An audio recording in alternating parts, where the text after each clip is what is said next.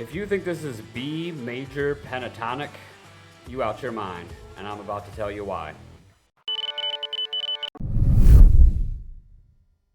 So this is the pentatonic scale, also known as the box 1 scale, and it's usually the scale that most guitar players begin to their journey with scales and they end their journey with scales. A lot of the times this is the only one that people learn. I'm guilty of it myself, and a lot of people will tell you that guitar players know all sorts of scales all over the neck, and some of them do, but a lot of the better guitar players like Jimi Hendrix, Eric Clapton, David Gilmour, they all use this specific scale. So if people tell you, well, if you don't know more than one scale shape, you're not a guitar player, well, those people don't know what they're talking about. So this is actually D major pentatonic, but it's also B minor pentatonic, because B minor is the relative minor to D major. Now if you look, D major and B minor have the same exact notes. It's just that the B minor scale starts with the 6th interval of the D major scale, and the D major scale starts with D. So even though they're the same notes, they are kind of two totally different scales.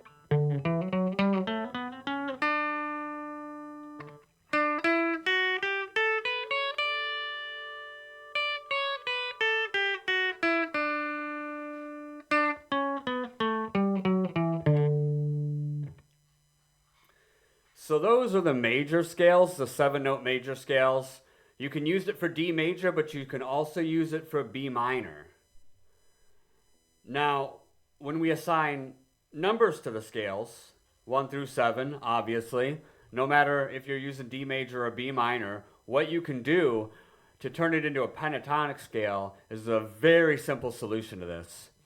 For a major pentatonic scale, you're going to cut out the 4th and 7th intervals because there's too much dissonance in between F sharp and G, which there's no notes between F sharp and G, and then C sharp and D. So you're going to eliminate 4 and 7 for a major scale.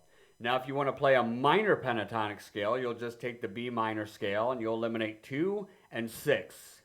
Now if you notice, they're going to be the same notes in each scale.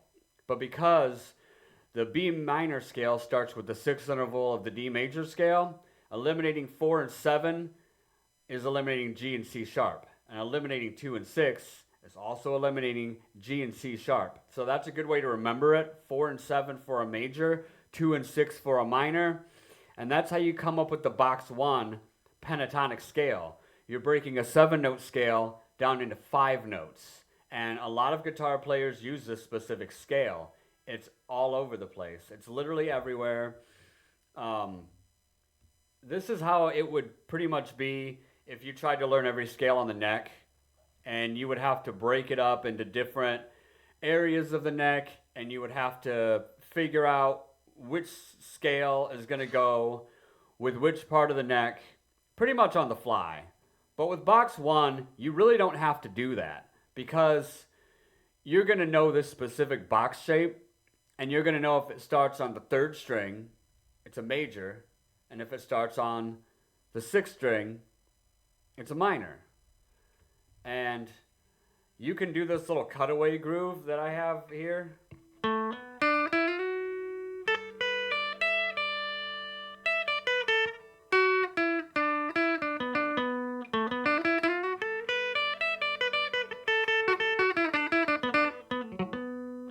It's just this little groove. That's box 1.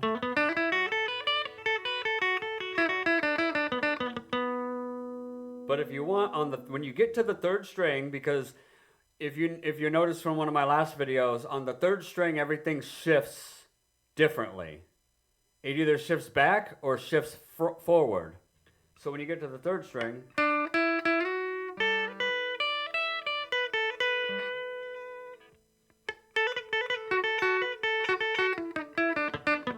so basically it's an extension of box 1.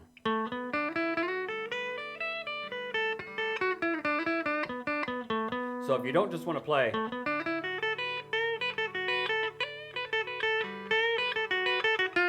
there's nothing wrong with playing box 1 like that. You can play.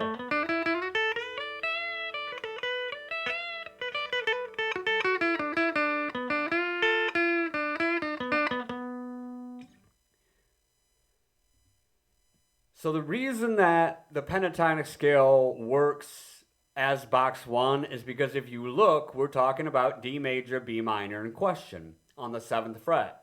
So the reason why this specific shape works is because you can literally bar that entire fret. And when you do that, if you want to use the capo to practice this, you can, and it really helps a lot. When you do this and you practice it, it's because box 1 has a fretting. It frets the entire fret. And if you look at the D, E, F sharp, A, and B, D major pentatonic scale, the entire fret is the pentatonic scale of D major, and the entire 7th fret is also the entire pentatonic scale of B minor.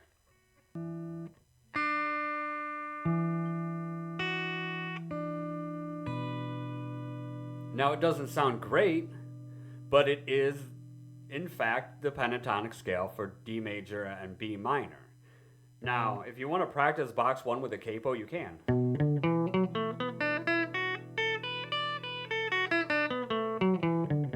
Just to kind of get that groove down. Knowing where to put your fingers.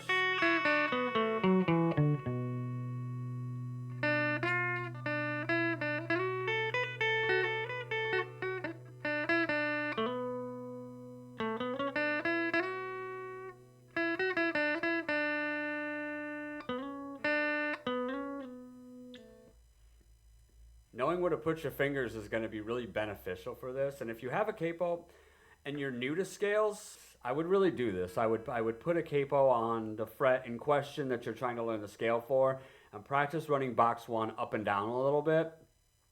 Now, the reason that this works is because you can bar that, and everything you play up until that fret is going to be in that pentatonic scale. If you're playing the right shape. If you're playing the right shape, you're going to be on track to making something sound good. So if something's in D major, you can always play a B minor and it's going to sound good. And the reason is because it's the same notes. And if you're playing a D major song, it's in the key of D major, you can play the D major scale and no matter what, it's going to sound good. Now, if it's on the 3rd string, it's going to be the major box 1 pentatonic formula for that. If it's on the 6th string, it's going to be the minor box 1 pentatonic scale formula for that. A lot of guitarists get confused right away and think, oh, it's the box 1 pentatonic shape. I can play it on the 6th string and it's going to be the major for that chord, but actually it's the minor for that chord. What you're going to do is if you really want to know, you can go to A, say a song's in A, and just go 3 frets back. F sharp minor is the relative minor for A major. So if you're playing a song in A major and you want an A major, just go A, 1, 2, 3. And now, that's going to be your new barring right there for the key of A major. You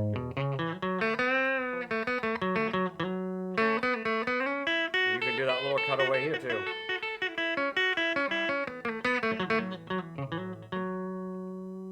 So that's how you're going to know. It's always a minor if you're on the 6th string.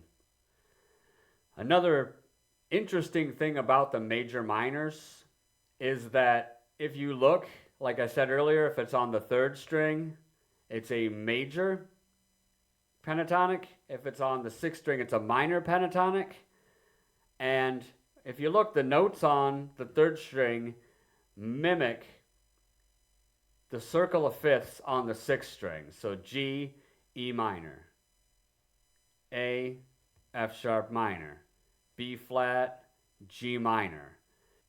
It works because they're relative minors to each other. It's the sixth interval of the major, so on the sixth string is going to be the minor relative of that major. Another example of this is Pink Floyd's Money in the key of B minor.